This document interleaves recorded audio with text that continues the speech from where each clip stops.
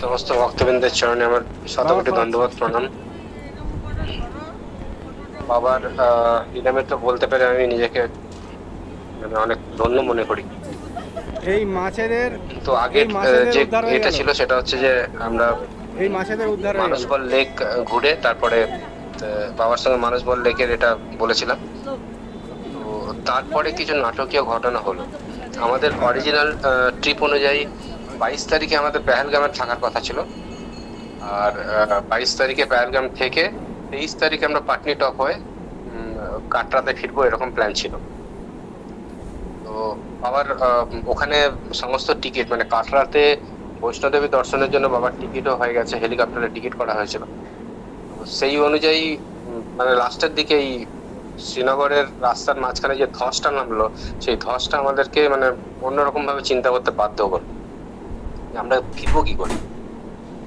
ফ্লাইটের দাম প্রচন্ড, ফ্লাইট আমাদের তো অলরেডি গাড়ি আছে, আর গাড়ি বুক করা আছে সঙ্গে। তো মানে চিন্তায় পড়ে গেলাম যে কি করে করবো, এতজন লোক, এত লাগেজ, তাদেরকে নিয়ে কিভাবে এরকম ভাবে এ করবো। তারপরে রুট বন্ধ করে দিয়েছে। আর অনেক রকম খোঁজ খবর নেওয়ার চেষ্টা করলাম। বলছে যে কেউ বলছে বেরোতে দিচ্ছে না, কেউ বলছে বেরোতে দিচ্ছে, স্পেশাল পারমিশন লাগবে। তো আমাদের এই ডিজি রানা যিনি ছিলেন উনি বললেন ব্যবস্থা হয়ে যাবে, কোনো ইয়ে নেই। তো এরকম কথাবার্তা চলছিল। এবার আমরা 21 তারিখে বাবা বললেন আমাকে ইয়েতে নিয়ে যেতে হবে। বাবার ইচ্ছে খুব যে সান টেম্পল, সূর্য মন্দির ঘুরতে যাবে।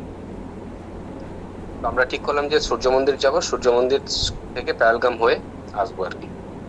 তো সূর্য মন্দির হচ্ছে যে এর জায়গাটার নাম হচ্ছে মাতন, মাটন বলে ওরা, মাতন জায়গাটার নাম। আহ, আর মার্তণ্ড মুনি মানে মুনি ওখানে হচ্ছে অ্যাকচুয়াল আমাদের কাশ্যপ মুনি তপস্যা করেছিলেন ওই জায়গাটা।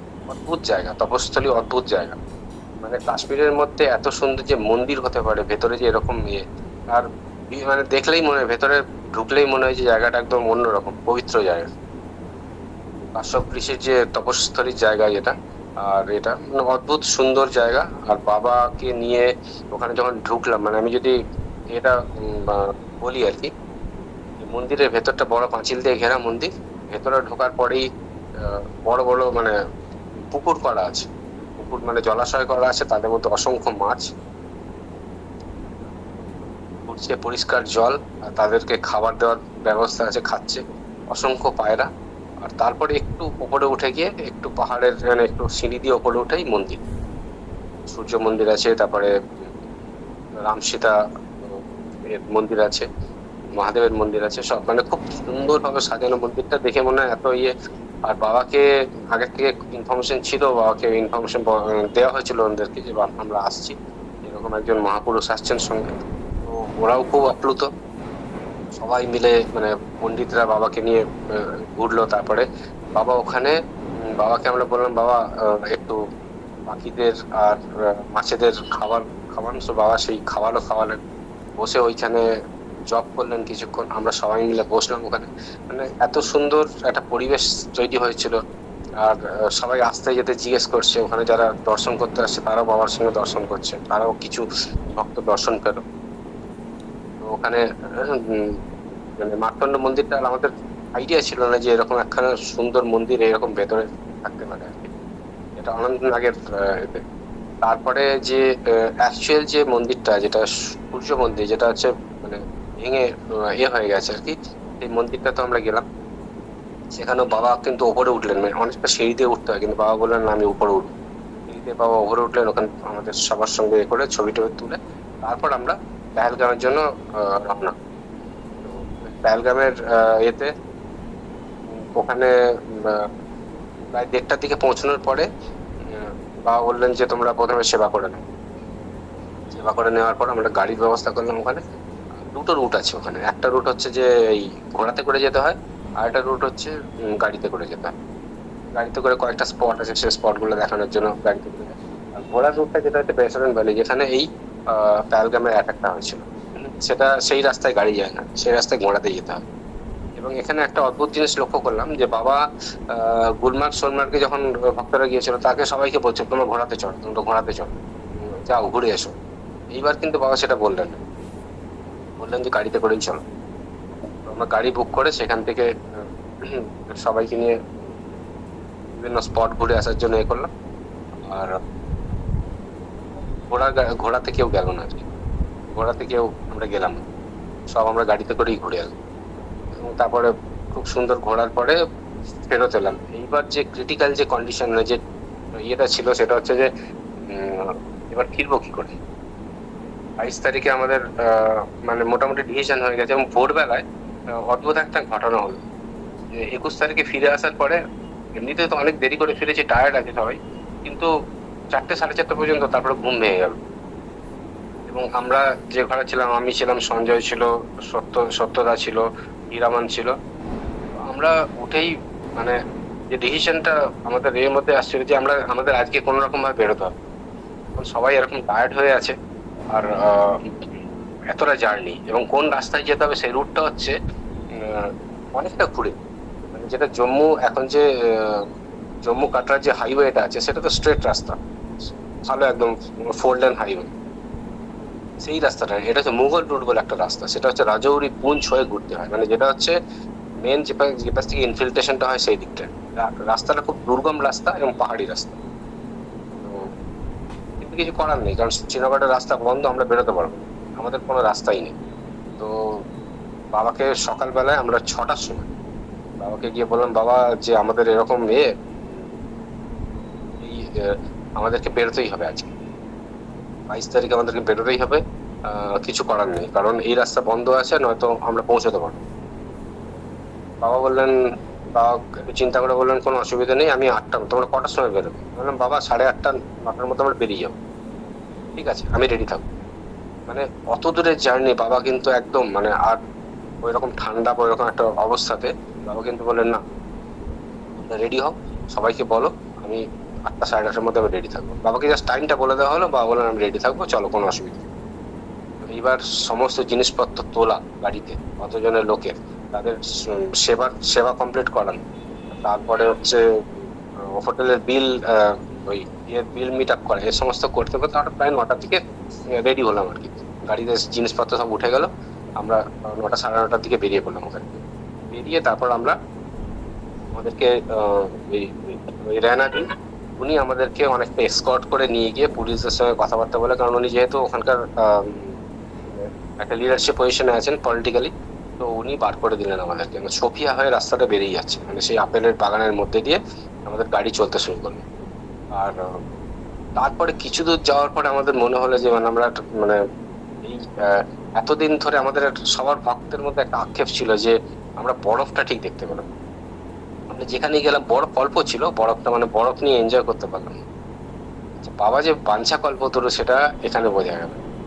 এই যে রাস্তাটা দিয়ে আমরা এলাম সেই রাস্তাটা দুর্গম হতে পারে, কিন্তু এর যে সিনিক বিউটি, এর দুপাশে যে বরফ, মানে বরফের মরুভূমি আর লে লাদাখে যেরকম বরফ থাকে সেরকম বরফ, তার মাঝখান দিয়ে গাড়ি চলছে। অদ্ভুত মানে সব ভক্ত একদম পুরো তারা আপ্লুত আর যে এইরকম জিনিস দেখবো, এরকম জিনিস দেখবো। কত ডিলে হবে না হবে সবার মন থেকে সেই জিনিসটা চলে গেছে। সবাই মানে সেই মাঝে মাঝে যেখানেই গাড়ি থামছে আর বিরাট বড় লাইন, বিরাট বড় জ্যাম, পুরো রাস্তাটা জ্যাম আছে, মানে 3-4 ঘন্টা গাড়ি দাঁড়িয়ে থাকবে এরকম অবস্থা। কিন্তু তার মাঝখানে গাড়ি যখন চলছে তখন সবাই নেমে গিয়ে বরফের মধ্যে খেলছে, ছবি তুলছে, এরকম অদ্ভুত একখানা ইয়ে হলো। মানে বাবা লাস্টে আসবার সময় আমাদেরকে পুরো যে বরফের যে অ্যাট্রাকশনটা ছিল সেই অ্যাট্রাকশনটা আমাদেরকে পুরো মিটিয়ে দিল। আর ওই জায়গায় সবচেয়ে বড় কথা হচ্ছে আমাদের মধ্যে ওখানে কোনো মোবাইল কানেকশন নেই, নেটওয়ার্ক নেই, আর পাহাড়ের ওপরে দুর্গম রাস্তায় গাড়ি চলছে, মাঝে মাঝে থামছে, আর এরকম আর কি বিরাট বড় বড় লম্বা লাইন মাঝে মাঝে আটকে আছে। ড্রাইভার তাড়া দিচ্ছে যে তোমরা তাড়াতাড়ি ওঠো। আমরা কারণ ভক্তরা যেখানেই গাড়ি থামছে সেখানেই নেমে যাচ্ছে, সেখানেই ছবি তুলছে। এরকম করতে করতে আস্তে আস্তে করে আমরা ওই ওই স্টেজটা পেরোনোর পরে যখন মোবাইল টাওয়ার এলো 3টের দিকে, তখন দেখলাম যে নিউজ ফ্ল্যাশ আসছে যে পুলওয়ামাতে পহেলগামে এরকম অ্যাটাক হচ্ছে।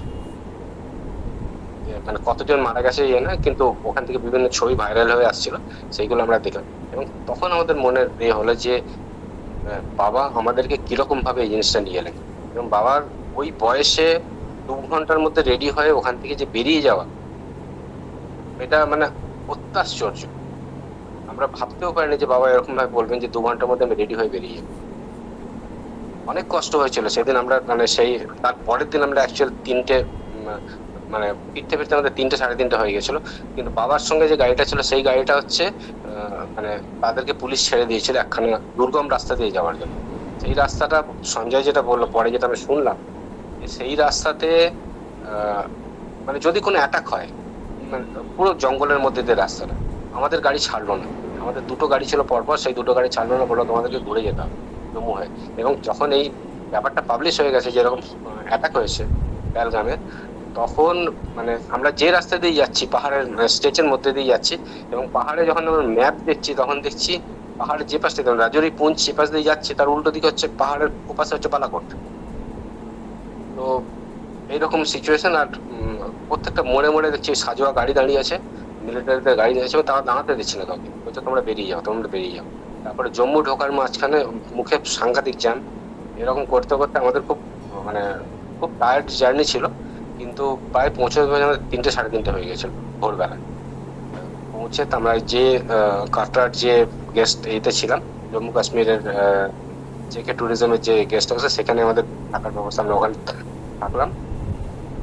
তো এই যে ট্রিপটা মানে এখন যদি আমি চিন্তা করি, এই যে সমস্ত ঘটনাগুলো ঘটলো, মানে একটা অবশ্যম্ভাবী বিপদের মাঝখান থেকে বাবা আমাদেরকে পার করে নিল।